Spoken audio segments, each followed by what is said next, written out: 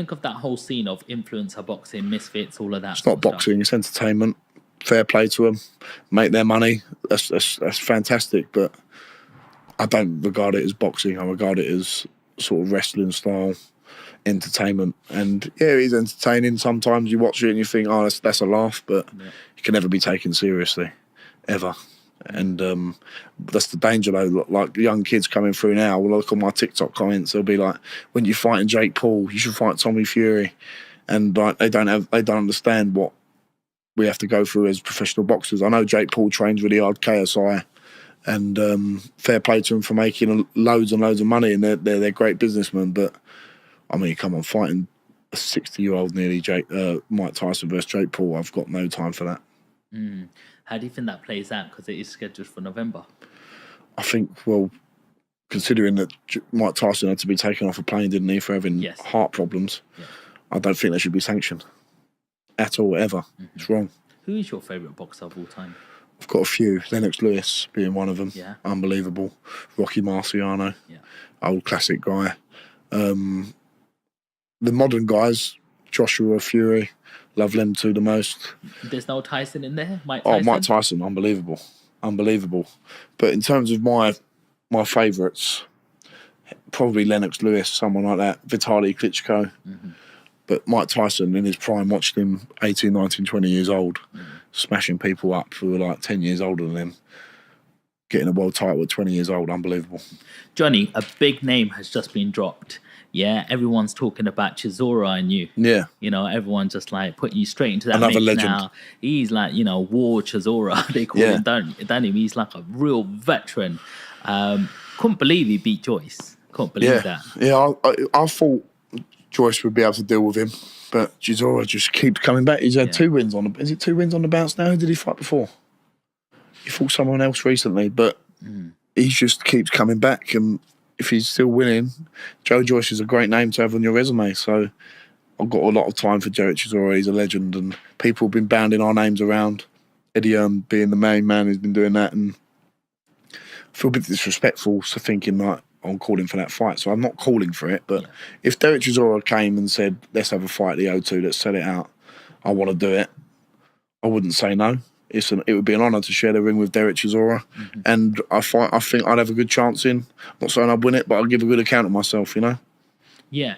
How much of a task is it for Chisora being a 40-year-old? That's the problem.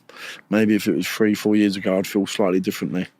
But age waits for time waits for no man, and he's been in some grueling fights, and I think Del Boy's a great character, and I think he's an unbelievable guy, unbelievable for British boxing. He'll go down and be remembered by a lot of people, and time waits for no man. How important is timing in terms of when you're facing your next opponent? You know, if you go straight for Chisora, where do you go from there? You might be able to, you know, face an opponent like that. You might be able to get through a wall like that and show a lot of, you know, toughness, but is it too fast too soon because you've had all these first-round knockouts? Not sure how much experience you're getting in the sort of actual ring. Fighting Chisora, imagine beating him. Where do you go from that? That's the thing. It's not an immediate fight. It's whether it's just an idea that's been bandied about. I've obviously got Rudenko locked in for my next fight. That could give me some great experience. He could be he'd probably be my toughest fight to date. And then you assess from there. It's very important, as you say. You've got to look at one fight at a time. And all that's on my mind right now is beating Rudenko whenever that happens in the next month or two.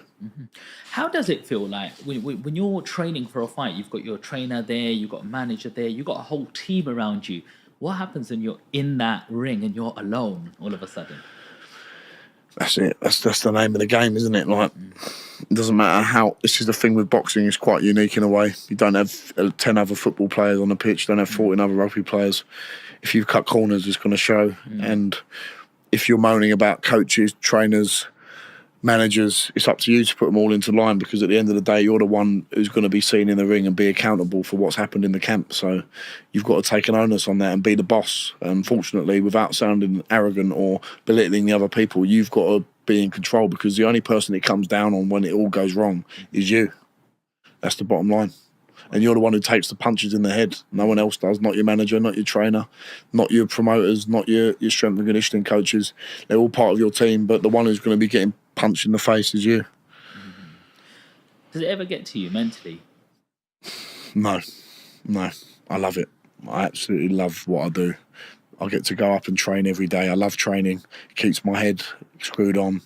If I couldn't train, I think I don't know what I'd do. It keeps me sane, for like it does for a lot of people. So yeah, I absolutely love the ability that I've got to go and train and do something I love every day. Before you're ready to challenge for a major title, what milestone do you feel that you need to hit? I don't think of it in that way, Sean. I don't think I have to hit anything. I think the map is in my destiny of where I'm meant to go. All I have to worry about is winning the next fight. There's no milestone I think of in my head that I think, well, I've got to do this amount of this or do that. It's all mapped out already. All I've got to do is dedicate myself 110%, and then the rest will follow. I like going to the gym myself. Yeah. I go there every morning, Yeah. maybe 5-6 times a week. Yeah. It keeps me happy. Yeah. I like to think I train hard. Yeah. You know, one day, like I have my 2 days where I do my 5K runs. Yeah. I do my bodybuilding on 2 other days, and then Nice. a couple of other days I do a Pilates, yoga. Get the It's good to do that. All the flexibility. Yeah, absolutely. All of them things. Do you do any sauna? Not anymore, because I go to a simple gym that doesn't have it, but I used to do it before. But Sauna's really good. yeah, I like using that, especially after you do a run. If you get in a sauna straight after a run, it actually accelerates and accentuates your cardiovascular fitness, because your heart's still doing a lot of work. Okay. Keeping where your temperature's going up. So there's a lot of science in the sauna, obviously releasing toxins and stuff. I really like using the sauna. So what I'm getting to here, Johnny, is I want to put myself through some training now. Yeah. I want to go through some training, like on my own with my headphones and stuff like that. But I want to pretend I'm training for a training camp. What does a camp look like? Tell us from the inside. What does your days look like as leading up to the Rudenko fight, for example? You can't go out, can't drink. You've got to stay in your house as much as you can. You've got to cut back on things like this as much as you can when you get to 4 or 5 weeks out. If you're out too late, my dad will be ringing me saying, no, you're too late. My mum won't let me do this. You need people like that reminding you.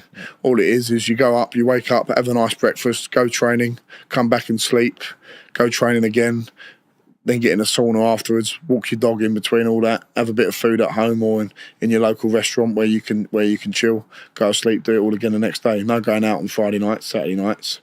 You might be able to go around your mum and dad's for a little bit, but you've got to be at home resting as much as you can. The rest is just as important. It is military style. Yeah. That's what it is. How important is the food side? It's the most important part. The food is your fuel for your sessions. I've just got a nutritionist on board, Lee Rickard, really good guy, and he takes a lot of stress off of me. And he educated me a lot on food, because you think you know what you're doing, but you don't.